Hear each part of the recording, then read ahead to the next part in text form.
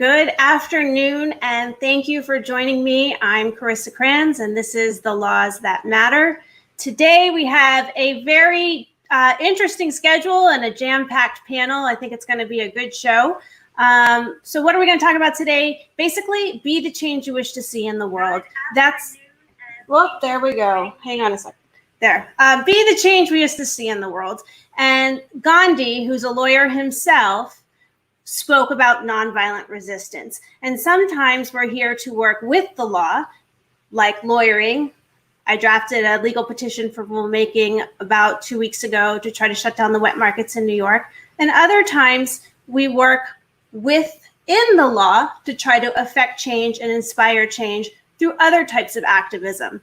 And what's important is that we find our inner voice and that we use that voice to affect change in the law. Because in the end, we live in a law-based universe, and these are the laws that matter. So first, I'm going to start off with some breaking news. Robert Grillo with Slaughter Free Chicago is here. And I saw, Robert, thanks for joining us. Good to be here. Thanks for having me. I saw that you guys were in the news in Chicago. You guys made mainstream news. So can you tell me a little bit about why you made news, what's going on? Yeah, it was really exciting. It came up last week. Ben Bradley of WGN News, who's one of their lead reporters, investigative reporters, invited us in for interviews on the site of a slaughterhouse in Chicago where we have a lawsuit, a public nuisance lawsuit filed against them. So we went out in the rain and did the interviews. And then the segment aired last night. And the segment was really about the law. And where did it air last night? What network? WGN News. Is that one of the major networks? Yeah, so you have ABC, CBS, and WGN. Those are the three big ones here. And WGN America is a cable station that is launching this summer, and they're thinking that they might have this go to their national new program called WGN America. So we're fingers crossed on that. So the coverage was focused on Cialis, and it was really interesting because they also tried to interview the owner. Mm-hmm. And they couldn't get the owner, but one of the owner's sons was there to talk to Ben Bradley, the reporter. And at first they said, yeah, you can come in and see around. But then they said, no, we probably can't have you come in here. And just before these interviews, we heard and recorded audio of chickens screaming and being slaughtered. Oh, wow. We want someone back there in the kill room to see exactly what was going on. So it was kind of interesting. That kind of worked in our favor. The fact that they obviously have a lot to hide. But the issue here, which is so maddening, Carissa, in Chicago in 1990, there was a 200-foot restriction passed, which said that a slaughterhouse cannot operate less than 200 feet away from another residence or business or church or park or whatever. What we have, because of the city's failure to enforce their own 200-foot restriction, is 9 slaughterhouses that should not exist. And that's wow. So there's only 3 or 4 others. So does the lawsuit that you guys are bringing address this problem? The lawsuit focuses, it does mention the 200-foot restriction violation. However, it's a public nuisance lawsuit. Mm-hmm. So it's brought by a plaintiff who is a tenant of the owner of the slaughterhouse, who also rents apartments right on top of the slaughterhouse. Oh my gosh. Exactly. The young lady who was interviewed for the WGN segment, Megan, her apartment is a wall away from the kill room. And who was there first? Was she there first, or was the slaughterhouse there first? The slaughterhouse was there first, and this guy is a landlord as well, and he rents apartments to people, and he has apartments right backed up against the kill room. And he's had so was she not on notice for this? She was not. She was not on notice that she was going to be living right by a slaughterhouse, and he didn't disclose it. Was this a failure to disclose? It is, and part of the lawsuit alleges that I don't know the exact wording, our attorneys can speak to this much better than I can, but the fact that the realtor who showed the unit, the apartment to her, did not disclose this, even after Megan pressed her to let her know, why is this place so cheap? Why is it so under the cost of, apartments in this neighborhood? And that person wouldn't, disclose it. But what was there a duty to disclose? Do you know? Good question. I don't know. I'm afraid I don't know for sure. It's okay. I don't know either. But lots of people have questioned Megan, and there's been a lot of some mean-spirited comments from. I have another question. Is she a vegan, Megan, or is she just she is a vegan? So she's a vegan. So she would not have wanted to live anywhere near a slaughterhouse had she known. She became vegan in the experience of living in this apartment. Oh my gosh. Wow. Exactly. I'd love to hear her story. Yeah, we just did like a little live stream with her last night on Facebook just to tell her side of the story. But the other thing I wanted to tell you is when you approach this place, it looks like a market. It doesn't look like a slaughterhouse at all. So if you would not expect that there would be a slaughterhouse in a neighborhood. It's the last thing you'd expect, quite frankly. So is this like a wet market, like a live animal market? And assumed that as a meat market. She assumed it was like a meat market from the front, but then she quickly learned after signing the lease that in fact they're slaughtering animals and delivering animals in the middle of the night. Oh my gosh. So what's the difference between this slaughterhouse and the wet markets in New York that there's all these legal actions right now to try to shut down? Is it the same thing? Very similar kinds of operations, very similar. They all kind of operate similarly. They look the same. They treat the animals the same. The unsanitary conditions. I would say they're cookie cutter. Wow. Well, anything else you want to add before we go on to other breaking news and world news here with this? But I'm happy. I'm glad you're able to join us last minute. I heard about this from Elizabeth Alfano just in the nick of time. So thank you for coming on. Keep up the good work. Yeah, thank you. We'll keep you posted. Yes, and you're welcome back anytime. Thank you. I'd love to be back. Okay. I'm going to add on. Thanks, Robert. Free to go. Okay.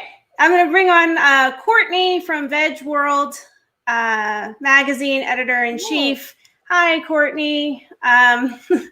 So Courtney is editor-in-chief of VegWorld magazine, and she also has her own social media company called Sprinkles. And today I'm trying to focus on how we get to work within the law to change the laws. So some people work with the laws, lawyers like myself, drafting legal petitions, filing lawsuits. That's working with the law to change the law. And then there are other people who work within the boundaries of the law to find their voice and their activism, which is equally important. So whether it's journalism, whether it's taking to the streets with signs, whether it's social media activism, whether it's being a doctor on the front lines, it doesn't matter. It's about finding your mission and your purpose and taking to the front lines to inspire change and change the law, which makes law. So Courtney, VegWorld magazine, what's the news of this week that we should be focused on that you guys are bringing to the forefront for the world? Yeah, for sure. So we actually got out two big ones, one yesterday and one Monday. And the one on Monday is particularly interesting because if for anyone that has been a reader of ours for a few months now, back in January, we reported about January, February in the VegWorld issue. We reported that Senator Cory Booker introduced a bill in Senate, the Farm System Reform Act, which was intended to transition the nation's agriculture system away from factory farming and curb the most harmful elements of those operations to animals and the environment and obviously our health. But we just did a follow-up article on Monday kind of saying where this is going, where this act is going. So basically, Senator Elizabeth Warren is now backing this Reform Act. That's amazing. May 7th. Yeah, so it's a very new kind of take that this act is taking. So I'm really excited because she's co-sponsoring Senator Booker's bill. So she said that she's supporting the bill in response to the revelations about meatpacking plant abuses of animals and the workers that have emerged from COVID-19, which is obviously something that we've been reading a lot. You know, the workers are being mistreated. Yeah, we discussed that last week, how the workers are having to wear diapers and Pampers because they're not getting proper bathroom breaks, which is a civil rights issue, a human rights issue. So.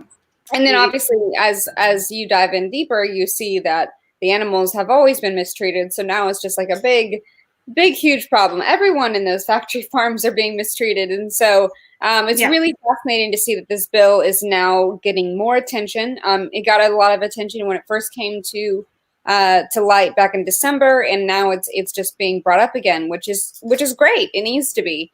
So basically, just to go over real quick about what this act includes, it's going to be basically beginning to phase out the primary operation that keeps both meat and dairy production running, which is like CAFOs or concentrated animal feeding operations. FSRA targets the biggest CAFOs with the job to be completed by 2040, which sounds like far off, but still something's happening here. So it's a big deal. So they're banning the opening of new 2040 CAFOs. 2040 is a long way off. Hopefully we can.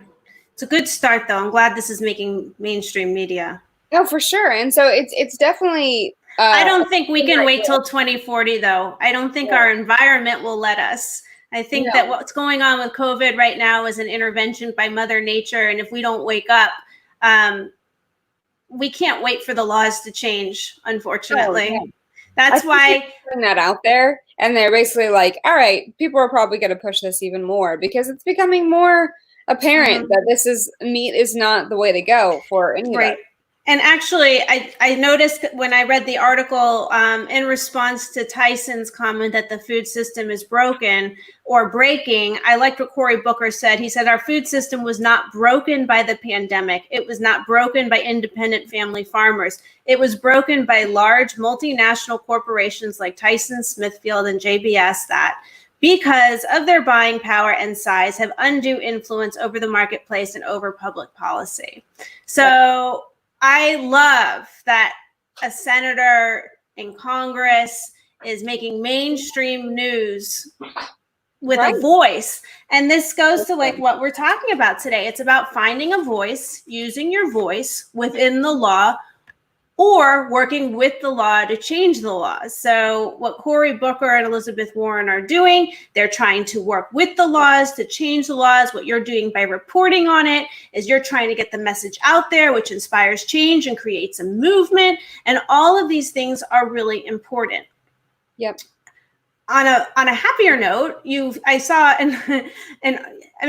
factory farming, workers, human rights, civil rights issues, slaughterhouses, wet markets, it's all really depressing. So it's also depressing that so many animals are being killed because they're calling it depopulation. But there was a nice story, even though so many are still being killed. There was a nice story that you covered about 2 airplanes being chartered to save 1,000 100. How many chickens was it? 1,000. Yeah, 1,000. 1,000. They were gonna. So 99,000 weren't so lucky. Is that what we're saying? Yes, it says 100,000 hens with carbon dioxide gas were unfortunately planned to be killed, and on this egg farm in California.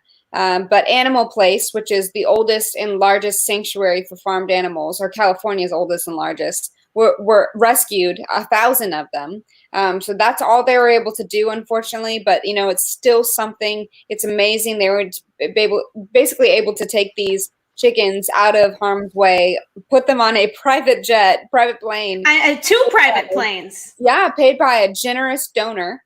How cool is that? They literally just paid to have these chickens taken off to a wonderful place. I mean, look at that. They're traveling in style. So Yeah, traveling in style on a private jet. It's wonderful. So those crates, I have a question. Are those crates better conditions than the conditions they were found in?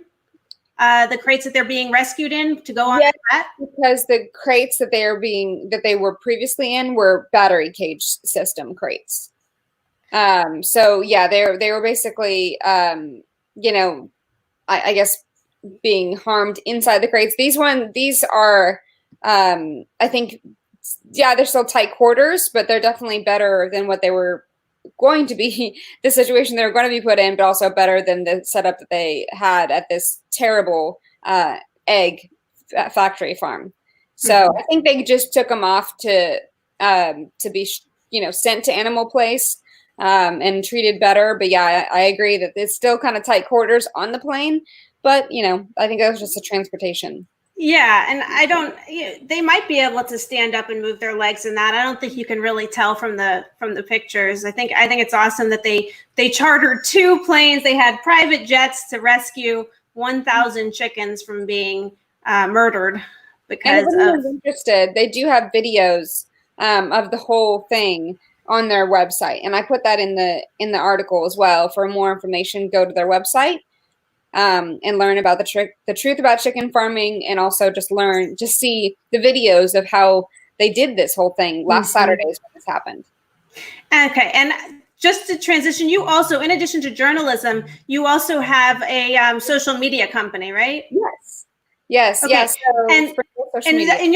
And your social media company is dedicated to activism for veganism and animals only, correct? Yes and no. Well, we do, obviously, with social media, we're talking about food and, sustainability with different programs. Like, for example, one of our companies that we represent is called EarthX Film, and they show sustainability documentaries, this is telling stories about animals around the world that are going in danger, like rhinos or elephants, and what you can do to combat that. As a citizen, as a civilian. And so, but also we talk about vegan food, which is my favorite form of animal activism, is showing off how amazing vegan food is and how it's great to make the transition. You're not going to miss out, which a lot of people eat with their eyes first, right? So they want to see how amazing vegan food is when they're not vegan, so they can say, you know what, I'll give that a try, which is a huge win for animals.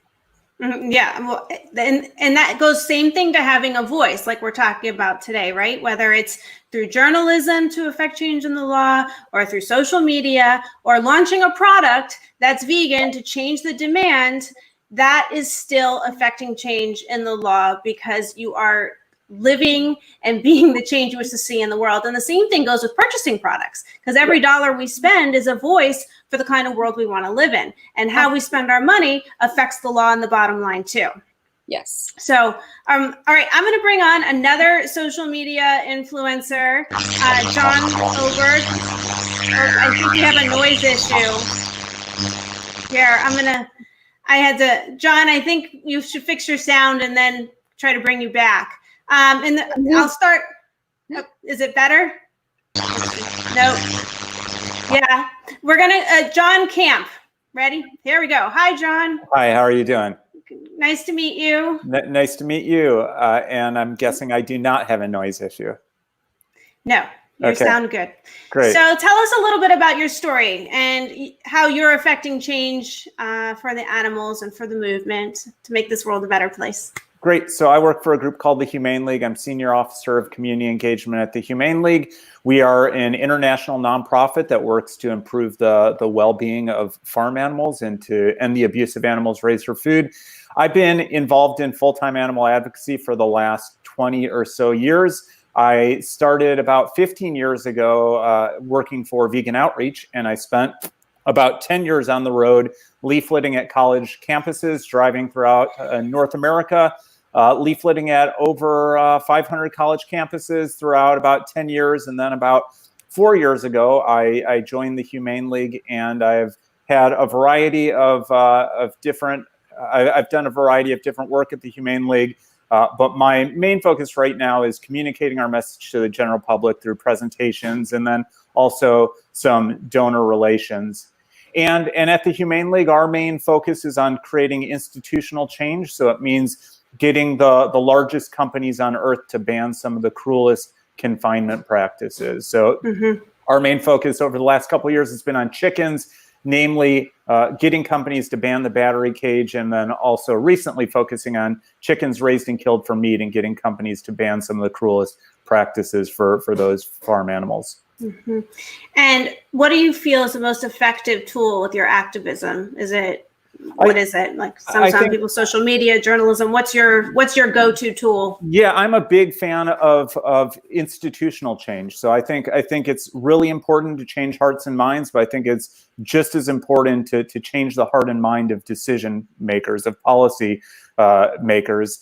And we find that getting the largest corporations on earth to make changes is where we get the biggest bang for our buck. So for example, when we were talking about battery cages, we went one company to the next, getting them to phase out battery cages from their supply chain.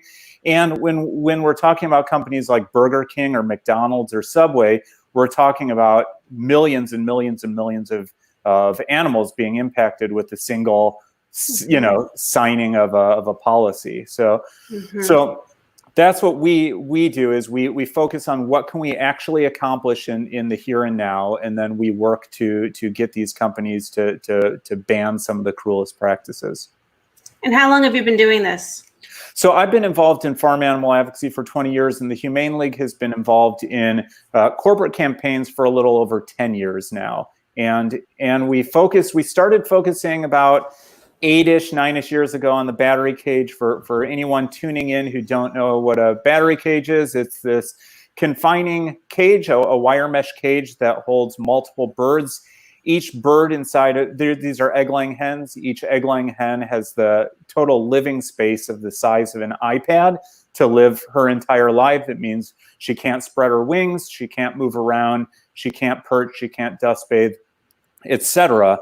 Is it like this? That's exactly right. That's a battery cage right there.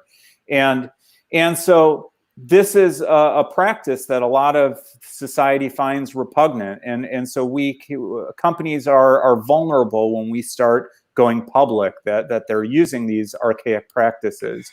So we've been going company after company, started small, started with a single store at George Washington University and got them to phase out battery cages from their supply chain. Then we started going to entire colleges like Harvard, etc. We started moving up the supply chain to restaurant chains like Burger King, McDonald's, Subway, and then retailers like Walmart, Kroger, etc., to the point where now we've got commitments from pretty much every major food purchaser in the United States to phase out battery cages. Is there a way to make law about this?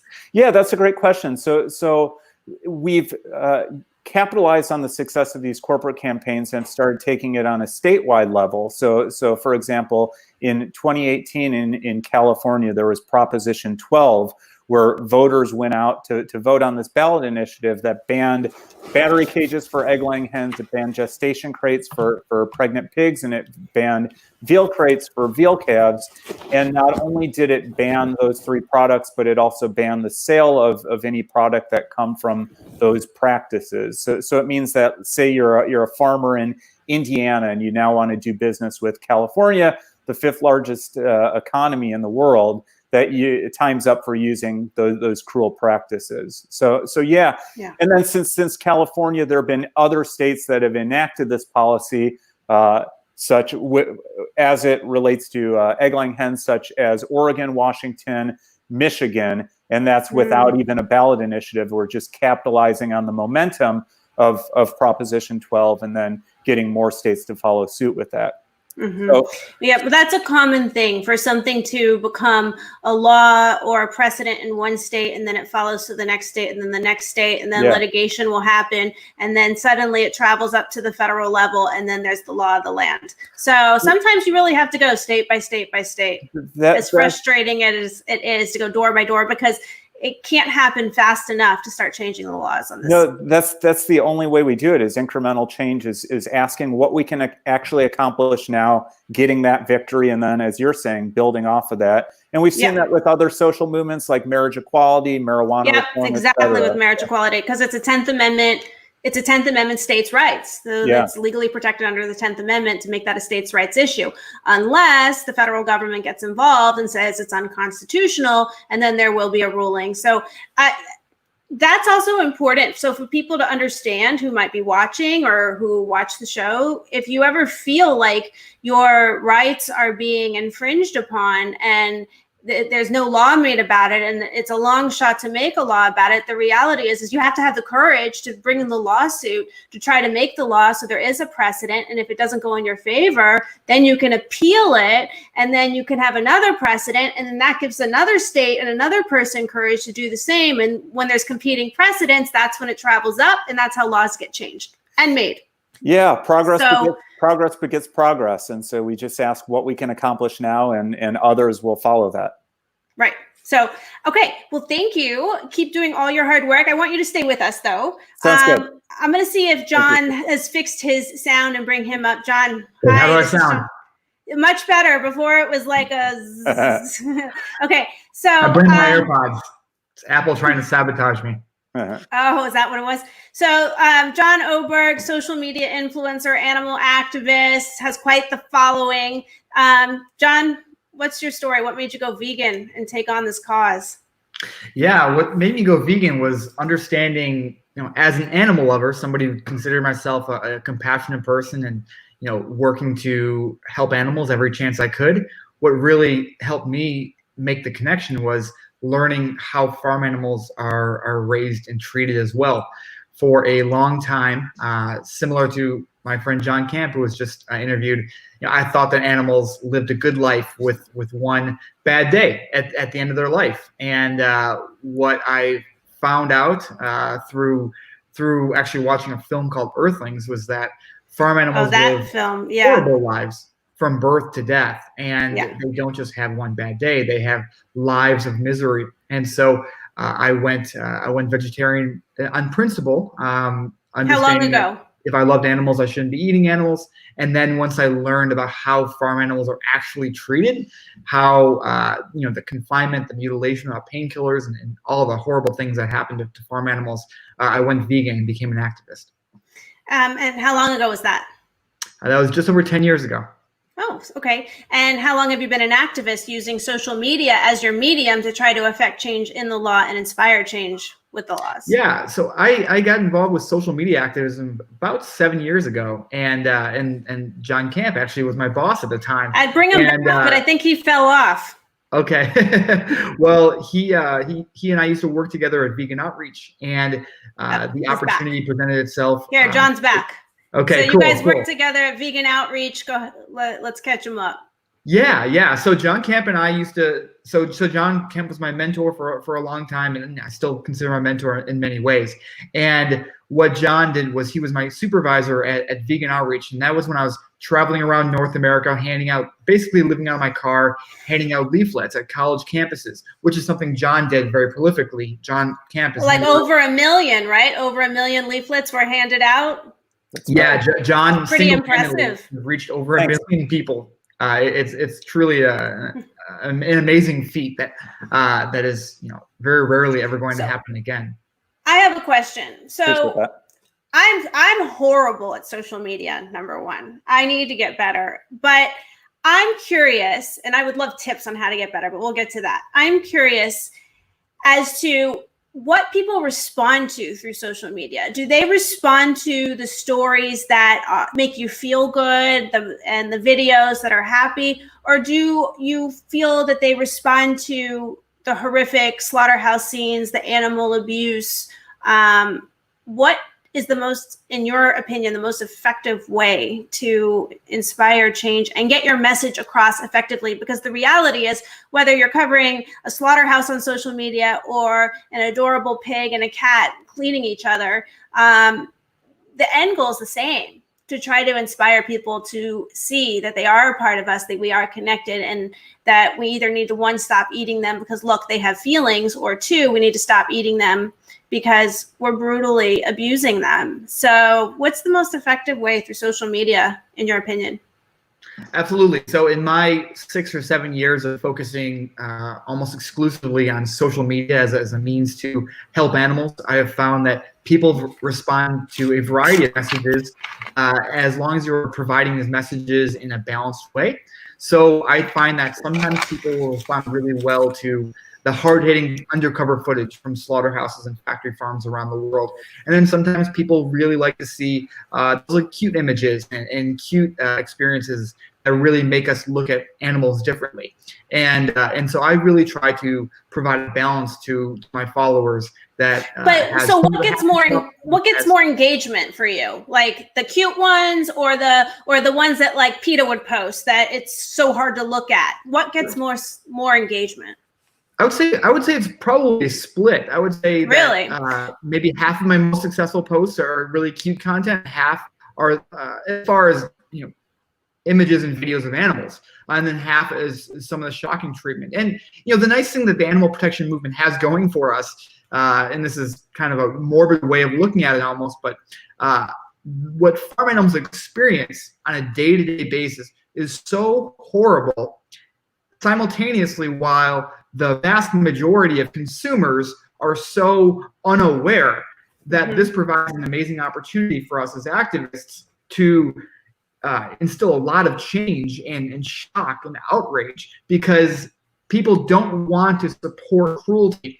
And so we as animal advocates really have this big benefit going for us that most people aren't aware of the shocking reality, but the reality is so shocking. And so we can definitely reach a lot of people with this information.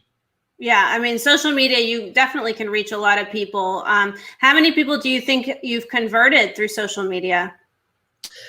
Well, my content has been seen many millions of times, and I don't think that every person who sees content of mine is going to go vegan overnight.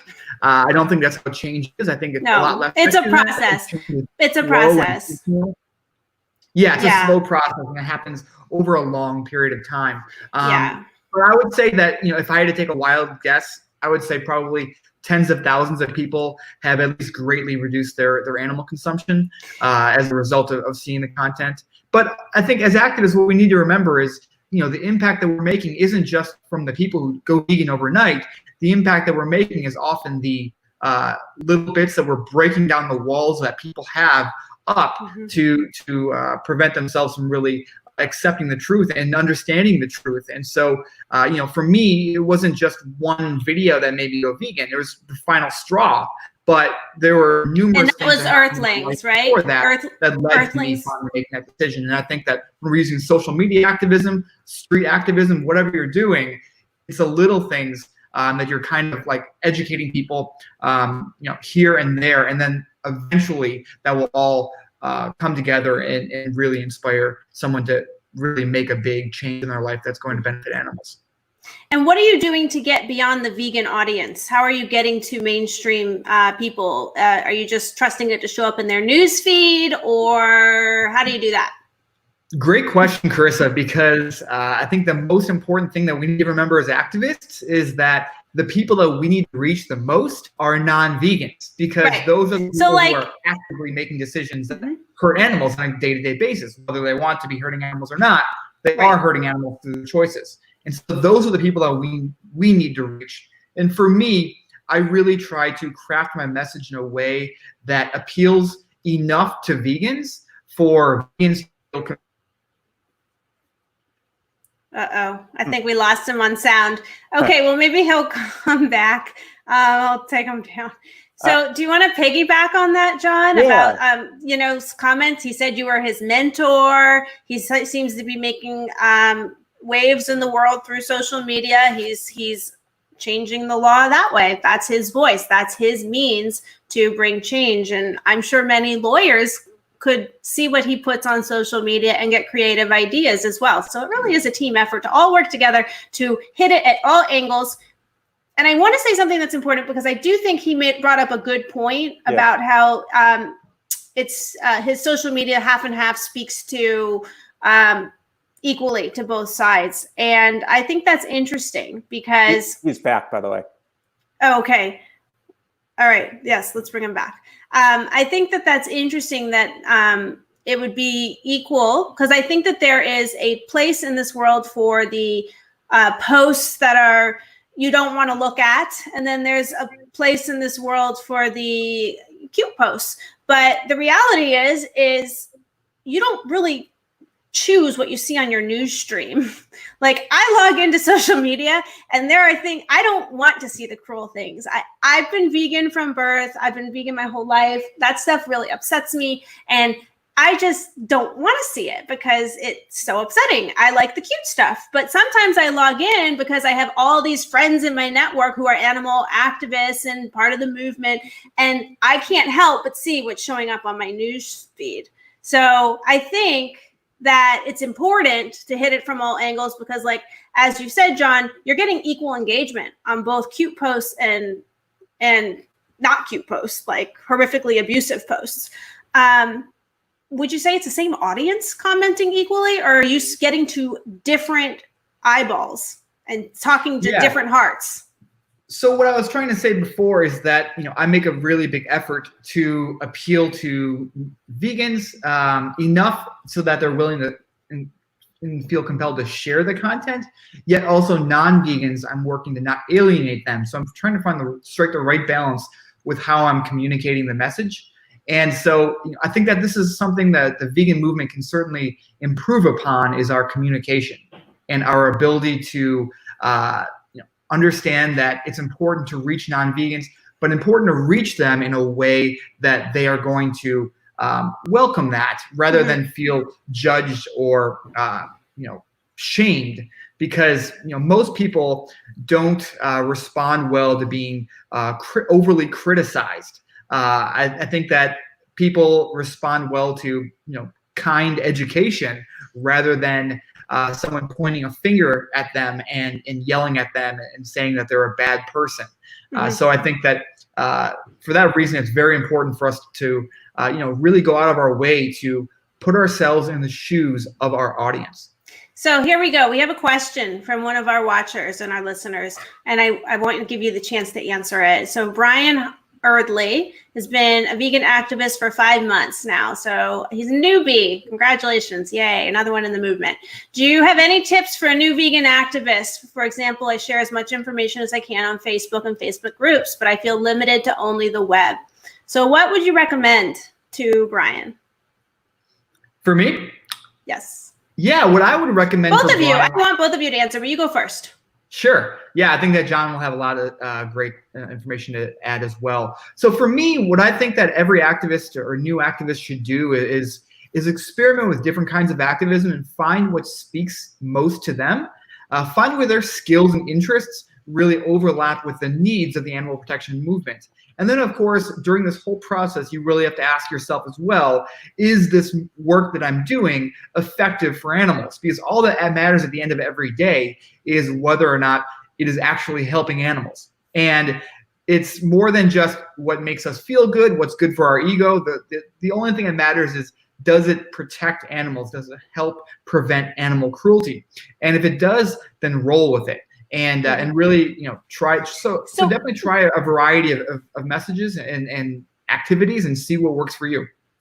And what would you recommend for someone who is new, who wants to reach an audience and gain a following, but doesn't exactly have that yet, but has the passion for it? Learn how to upgrade, up your social media presence. Social media is. I need help with that. What do I do? How do we do that? Yeah, well, social media is amazing opportunity to reach people across the globe in a way that we've never had before as a society. And so it's really big opportunity. So what you can do is you don't need to reinvent the wheel. Look at what's working for others and adjust your approach accordingly. Good social media activism is constantly tweaking your message to be as effective as possible. It's throwing stuff at a wall and seeing what sticks. And if the stuff is not sticking, then stop doing it. And if certain content or certain messaging, tone, etc. is working well, roll with that and do it as much as you can to really become as effective as possible. I mean, but it's also like, it's hard, right? I need help with social media. I'm going to be the first one to admit it. But so like last week I did the show, we had a ton of views and engagements. And so I started to share it to different vegan groups to get it out there. And now I'm in Facebook jail. So Yeah, seriously, yeah, I don't know what to do. I don't know how to fix it. yeah. Well, being in Facebook jail is not a good place to be, and sometimes platforms, they feel like we're manipulating them. They don't respond well to that, so we certainly have to work within our boundaries and work within. We talk about working within the law in this program. Working within the opportunity in front of us, and sometimes we have limitations to that. And the goal is to get as much out of our limited resources. How many shares can I do of this show to not get banned from Facebook? I don't know the exact number, but what I recommend is doing not too many at once. So doing them in small chunks. So how do I space it out? Like 15 minutes or like an hour or a couple days? So if you're specifically sharing this with Facebook groups, maybe John has something he'd think about that. So yeah, what do you think, John? Let's ask John. Yeah, well, I don't have the exact answer for how many to share, but I think really for our communication with others, we need to think either externally amongst, let's say we're just going to focus on vegan advocacy and like John does, and we're just going to share this out to as many people as possible. I would say to follow folks like John and others who have a large following to see what messaging works. But then there's also sharing within our social circle. And I think then we have to take a bit more of a delicate approach. I think we're going to alienate our friends and family members if all we talk about is veganism, if we're just the vegan person.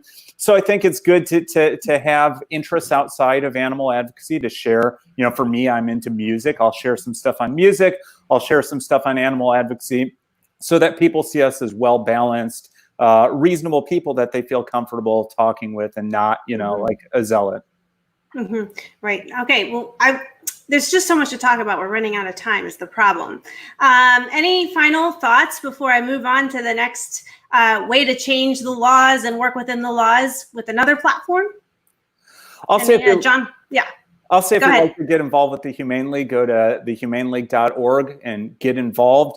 There are a few ways you can do that. You can get involved on our on-the-ground activism, which we'll have more going on once this madness subsides. You can take part in our Fast Action Network. It's an email we send out about twice a week where you get about 5 minutes worth of actions to impact our corporate campaigns through social media. And then for folks who don't want to do either, donating to groups that are doing effective work or donating to John's Patreon is a good way to impact animals while staying at home. Right. So it just shows that there are many different avenues to change the law and work with the law to inspire change. And it's really finding out who you are, your inner voice, working with that voice and being the change you wish to see in the world. Right? Wholeheartedly agree. And each action matters. And I know as somebody who's been involved with this for 20 years that you get out, you put your time in, you do this work. Sometimes you don't know if it's making any impact, but I know I continue to see the fruits of this labor. And so the key thing is to just keep chipping away at it. And it's just without question that you're going to be impacting the animals in society dramatically. So well, do it. Thanks for having me. Yeah, thanks guys for coming on the show. You keep up the good work and you're welcome to stay on, but I'm going to move to another way of vegan activism, and that is changing the law through changing the demand. And you can change the demand by one, not buying products that aren't vegan, because every dollar you spend is a vote for the type of world you want to be living in. Or two, start a vegan business, have a product launch. So my next guest is here we go. Nikka Blunt here. Let me give you, sorry guys. Good morning, afternoon. Yes, good afternoon. What coast are you on? I'm in San Diego, Pacific Coast. So it's morning for you. So Nikka, you're the founder of Dirt Food, which I haven't tried yet. I have it here. Yeah, it came in the mail. So tell me a little bit about your story. I was reading about it on your website. It sounds like you became a vegan because of health benefits. I did. Yeah, 7 years ago, I was in corporate America for several years and developed 2 different types of cancer. And I went the traditional route with radiation and chemo, and it wasn't working. It wasn't working quickly. I asked my doctor, briefly one time if these chemotherapy and radiation treatments were tested on animals ever. I was just curious. I wasn't vegan at the time. And he said, you know what? I have no idea. So I was curious about that. And I thought, well, how can I maybe use my nutrition and fitness instead to fight, since the chemo isn't working? Hired a nutritionist. She said, eliminate gluten, sugar, dairy, animal protein, all of that. And I said, okay, no problem. I can start that path. And then she said, and you're going to want to eliminate coffee too, because of the caffeine. And I said no. Which, by the way, I have coffee here right now, and we put the dirt food in it. Yes. Yes. It's good. It tastes like cinnamon, turmeric. It has a really nice flavor. And I wanted to bring you on because I think it's especially important, because right now we're in a health crisis. We're in a public health crisis with COVID-19, and it is all about having our immune system boosted, being healthy, having access to healthy food, which all plant-based food is, well, I shouldn't say all, I shouldn't speak in absolutes, because there's unhealthy, junk food too. But going plant-based is healthier. And I was really impressed with your brand when Courtney brought it to my attention. Let's bring her up here. Hi, Courtney. So yes. And I went to the website, and I was just really impressed that you had these snacks, which are supposed, help us feed our appetite, but also be healthy at the same time. And I think it's so important to have our immune systems up right now with COVID-19. Yeah, I haven't tried anything. We will. I have all these, it's like the I would love for you to try it right now, so I could watch your face while you're eating a dirty ball. The dirty ball? Okay, so this one. Okay, and the other thing here, so if I hold it to the camera, it's dirty ball. Okay, so this, Nikka and Dirt Food is our most recently vegan certified brand by Veg. We certify vegan globally. That's what my law firm does. And we hope that our label will help the consumer buy products that they know are verified vegan and have the consumer confidence, because, as I said, we want to live in the type of world we want to live in. And that also means keeping the supply chains accountable. It's not just the parent brand. So we will get you the final packet. We will get you the logo. We haven't gotten it to you, but I can say with confidence her ingredients passed. All right, here we go. Dirt food. Let's see. Is anyone going to try it with me, Courtney? Here. Let me get my mom. Mom! Yeah. You want to try dirt food? Oh, absolutely. Here. I had the coffee. So they can't see you. Yeah. Just come here. All right. Here. So while you're trying that, I can walk you through the benefits of the spice if you'd like. Okay, yeah, go ahead. But she's taking away my tray now. Oh. My coffee. Go ahead. The coffee was good. So I'm so glad that you said that. So a half a teaspoon of the spice in a cup of coffee will turn your coffee from acidic to alkaline, which is the main benefit, and which is why I used it when I was going through cancer treatment, because an acidic environment breeds, it's hard to heal in an acidic environment. So how is it, guys?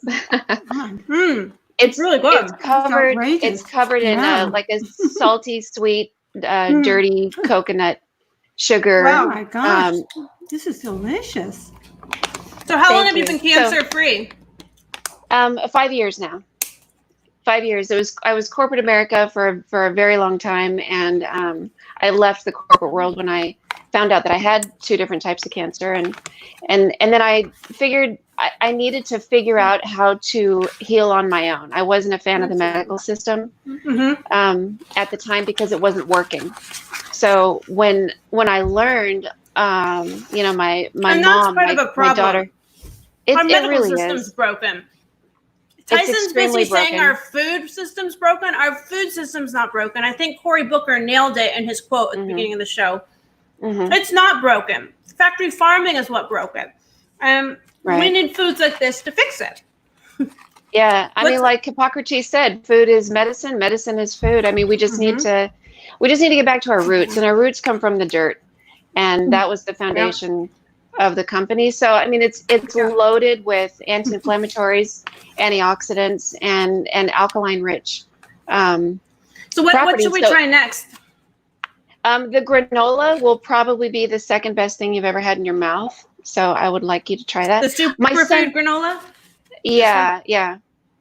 And then we've got, that's it. And then we've got the vegan bacon as well, which is basically coconut. I'm going to try that meat. last because we have another guest that was on last week that we couldn't, the taste didn't arrive in time for me to test it. But I feel like bacon and it's vegan bacon and it's your all vegan jerky here. We should have had this nice dessert. We're going to eat. No, this is really hard. So, I mean, we certify some brands. We certified this ice cream brand. They sent me 8 ice creams to try. Really good. So where the can people granola buy all like this? Just online or? We're in some markets in California, wellness centers and some resort hotels, but we're also subscription based online at eatdirtfood.com. So, okay, So yeah, I saw that. Yeah, spice is subscription based. So actually- it's like you get a discount if you subscribe. So if you want to put the dirt food spice in your coffee every day and you know you're going to run out, you can subscribe, right? Absolutely. And, you know, there's a lot of people that don't drink coffee, but add a half a teaspoon to your smoothie or to your oatmeal or to whatever it is, and you'll get all those anti-inflammatory and antioxidant benefits as well. So you're vegan. It's also, go ahead. The spice is the principal ingredient in the entire snack line. So the dirty balls have the spice in it, and the granola does, and the coconut bacon does. So awesome. Okay, yeah. So that's next is the coconut bacon. But I'm gonna wait. Yeah. I'm gonna bring on our Brett Christoffel from It's Y'all's Food. Hi, Brett. Nice to see you again. So Brett was with us last week, but his It's Jerky Y'all didn't arrive in time, and I haven't been able to open it yet. I have had that. It's wonderful. Yeah. So I have 3 here to try, but then I also have your dirty coconut bacon. This camera. So, all right, let me try your last thing, and then I'll move on. Unless Brett's going to disagree with the order here. However you do it is fine. Okay, let's try I'm a vegan from birth here, so I don't, know if anything really tastes like bacon or not. So, but I'll tell you if I like it still. Here, my mom's still with me. She just can't see her. I mean, so we sprinkle that coconut bacon on salads, on top of avocado toast. I put it on top of a vanilla smoothie, and it tastes kind of like a crunchy, salty, sweet. How'd you get these recipes? I created them. I mean, I didn't invent them. There's a lot online that I tweak and make it taste the way I want it to taste. Yeah. It has a smoky flavor and a little bit of a spicy flavor. Yeah. I guess like bacon. So everybody, it's Dirt Food. You can get it online on her website. It's certified vegan by BVeg. The certification fee went to Jane Unchained News Network, 100% of it. And soon you'll see our labels on it, our trademark, our global trademark. I can't wait. Yeah. Okay, I'm going to bring Brett on with you. So, okay, Brett, nice to see you. All right. What's the order I should try these in? Start with the black pepper sea salt. Black pepper and sea salt? All right. Yeah, this has the most, because I know you've never had real jerky, but growing up here in Texas, I ate lots of it. And this has the most traditional jerky flavor. Here, my mom's with me. Can't see her. Kind of lean in. Oh, it smells real. Let's see. Hold on.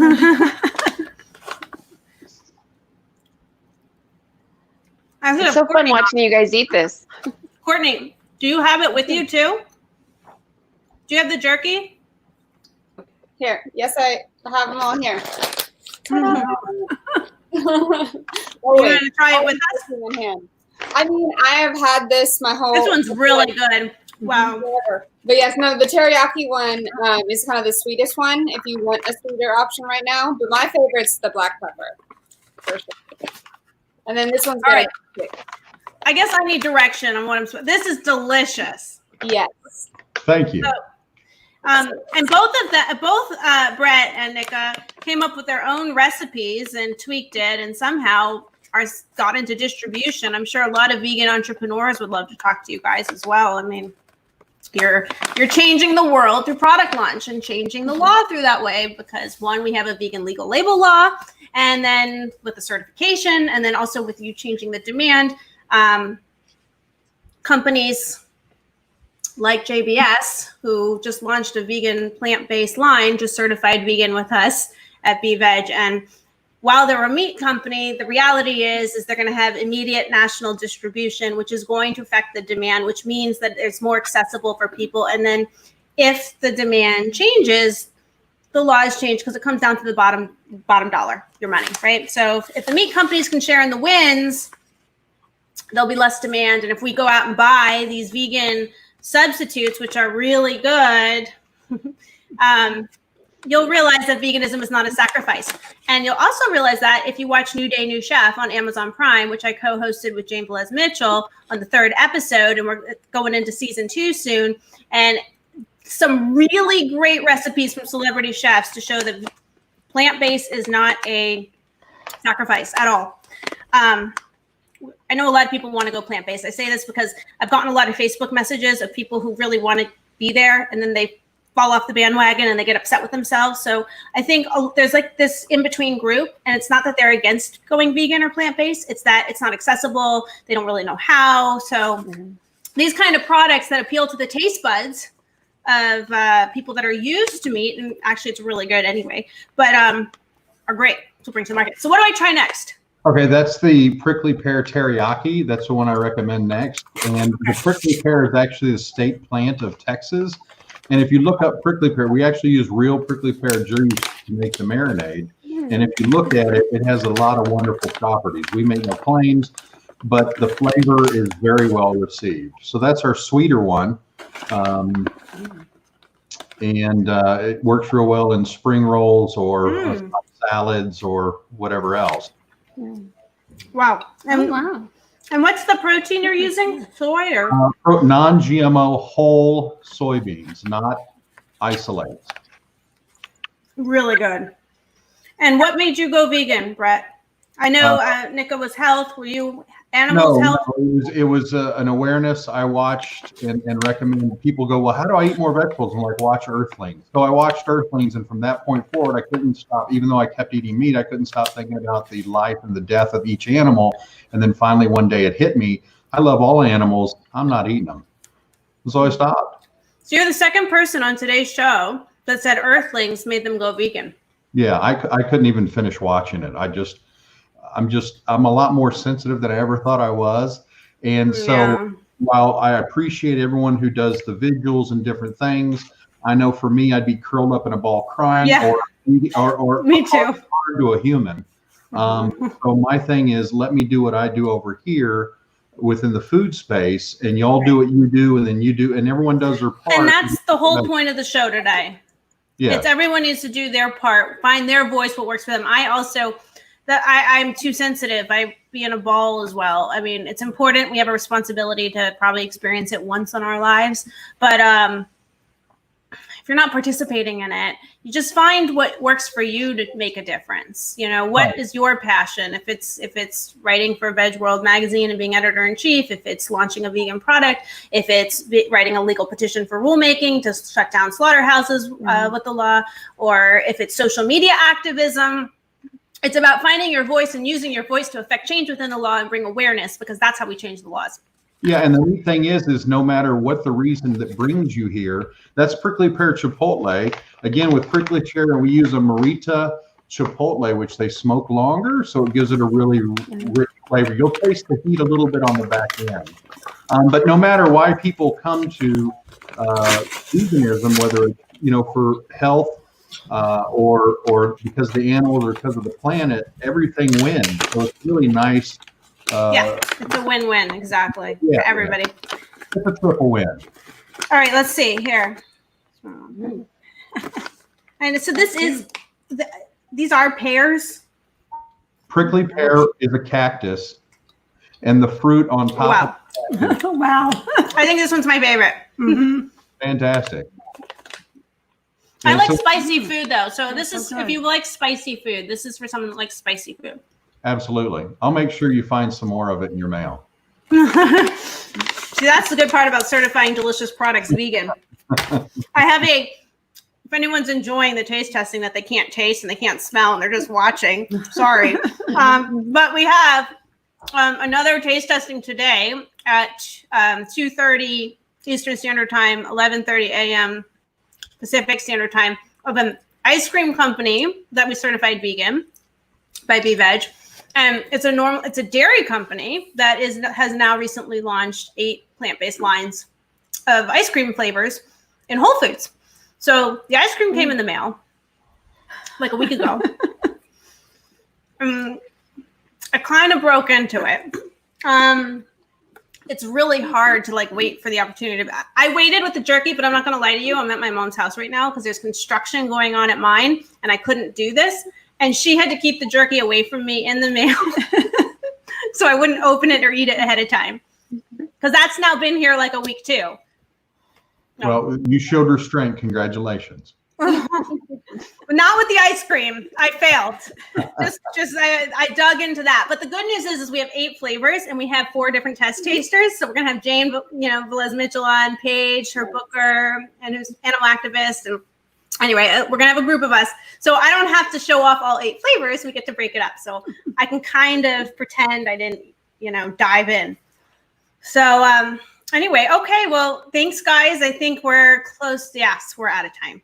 So thank you for joining us, and thanks for certifying your products vegan with Veg. Oh, and let me put up here. So that's the Veg symbol, the gold symbol of global trademarks. And actually, let me put up here, if you have a vegan product and you're watching and you want to certify it vegan and make it official and have the fees go 100% to Jane Unchained News Network so we can keep reporting on the laws that matter and covering it, I'm going to put in comments the link. Use her link. And Jane Unchained will benefit 100%. So thank you everyone for joining us. My mom is here for the taste test. We're here every week at noon Eastern Standard Time, 9 a.m. Pacific Standard Time for the laws that matter. And today we have a special segment in an hour and a half. No, 2.5 hours. What time is it? 1? Yeah, 2. An hour and a half. I can't do math. I can do law. An ice cream taste testing of another certified vegan brand. So tune back in and we will see you soon. Bye.